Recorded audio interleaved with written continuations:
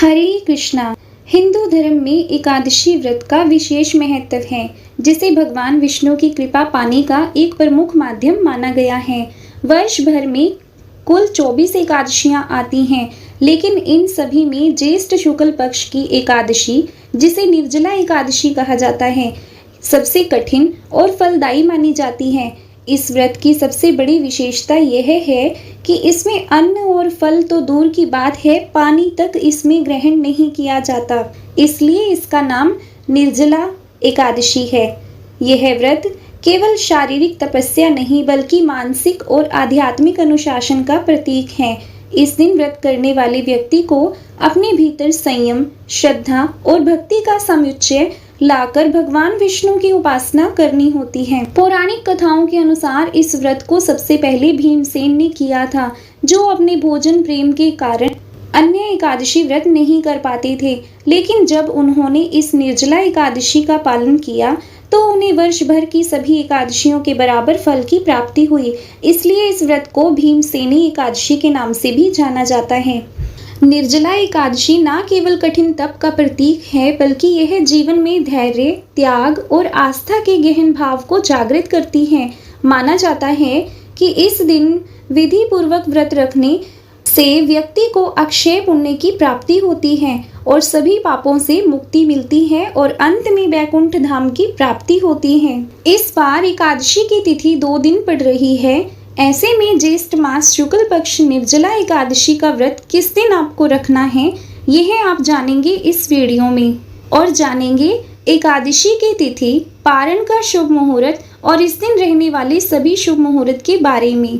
यह सब जानने से पहले आप सभी को निर्जला एकादशी की हार्दिक शुभकामनाएं। पंचांग के अनुसार इस बार 6 जून दिन शुक्रवार को सुबह 2:16 से एकादशी तिथि प्रारंभ हो जाएगी।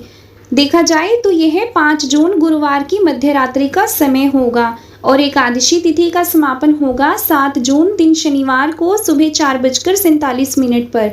इसलिए 6 जून शुक्रवार को पूरा ही दिन एकादशी रहेगी। और इस तरह से अगर देखा जाए तो जून गुरुवार को दशमी तिथि के नियमों का पालन किया जाएगा। और इस बार हिंदू पंचांग के अनुसार 6 जून दिन शुक्रवार को एकादशी, जो कि स्मार्त एकादशी रहेगी, जिसमें सभी गृहस्थ जन उपवास रख सकते हैं। और दूसरी एकादशी यानी 7 जून दिन शनिवार को वैष्णव निर्जला एकादशी का व्रत रहेगा। जब कभी भी एकादशी 2 दिन होती है तो ऐसे में इस बात का ध्यान रखना चाहिए कि उपवास 24 घंटे से अधिक का ना हो। अगर 24 घंटे से अधिक का उपवास होता है तो सभी लोगों को दूसरी एकादशी यानी वैष्णव एकादशी का उपवास रखने की ही सलाह दी जाती है। 6 जून दिन शुक्रवार को ब्रह्म मुहूर्त रहेगा सुबह 4:08 से 4:56 तक और इस दिन सूर्योदय होगा सुबह 5:44 पर और सूर्यास्त होगा 7:06 पर। प्रातः काल पूजा का शुभ मुहूर्त रहेगा सुबह 4:22 से 5:23 तक। शाम की पूजा का शुभ मुहूर्त रहेगा 7:17 से 8:18 तक। हस्त और चित्रा नक्षत्र दुर्लभ संयोग इस बार बन रहा है। हस्त नक्षत्र रहेगा सुबह 6:34 तक और बाद में चित्रा नक्षत्र प्रारंभ हो जाएगा। इस दिन राहु काल होगा सुबह 10:30 बजे से दोपहर 12 बजे तक। द्वादशी तिथि 7 जून दिन शनिवार को सुबह 4:48 से लेकर 8 जून रविवार को सुबह 7:17 तक रहेगी।